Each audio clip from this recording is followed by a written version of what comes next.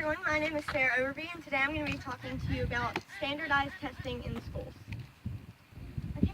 Many of us have taken at least one standardized test in our lives, whether it was in elementary school or even if we took the ACT or the SAT to get ready for college. Today I'm going to give you guidelines for standardized testing, explain some of the faults in the structure of it, and show you the impact it has on both students and teachers. I will show that while standardized testing was meant to help students, it might be causing damage due to the stress it causes based on its structure. First off, I'll talk about the background of standardized tests. All standardized tests must follow a certain guideline. Everyone taking the standardized test must have the same set of questions and instructions given to them. And they also must have the same time limit, so they have to answer it in the same amount of time and in the same circumstances. And with most standardized testing, they can either be in face-to-face or group settings, but most in the educational setting will be in a group. The purpose of standardized testing, for one of their purposes, is that it shows whether or not the teachers are doing their part. So it points out the standardized testing in school accountability. So it shows that whether the school is doing its part to teach the students. And another purpose of it is to show where a child is in regards to their classmates and how much they've learned.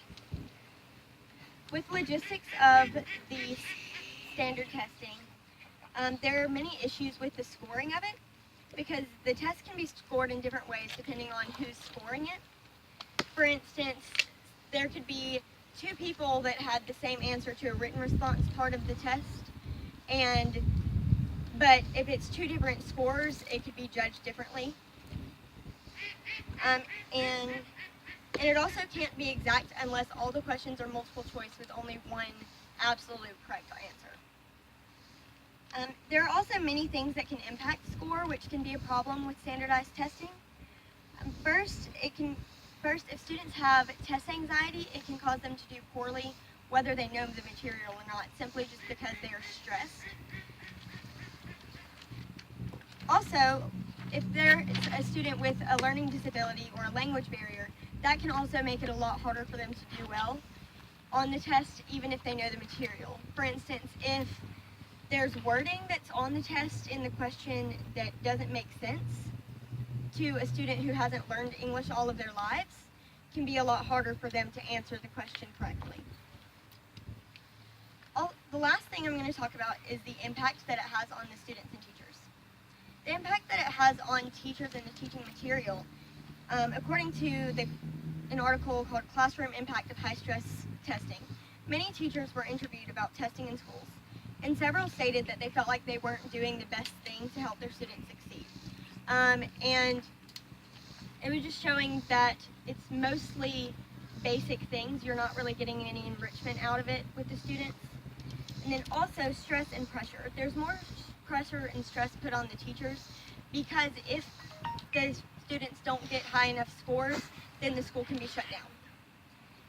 And there's also more pressure for students, because with some of the testing, it's high risk, which means that if the student doesn't do well on it, then they can't go on to the next part of schooling. For instance, with graduation tests, the student won't be able to graduate unless they pass the test. In conclusion, I hope this gives you a bit more of an idea of the details and effects of the standardized testing in schools. I hope it shows that while the idea of it makes sense, the outcome is not one to be desired. With so many variables that can impact the score, and the fact that students are not learning things to help them with be well-rounded adults, I have to ask, is standardized testing worth it?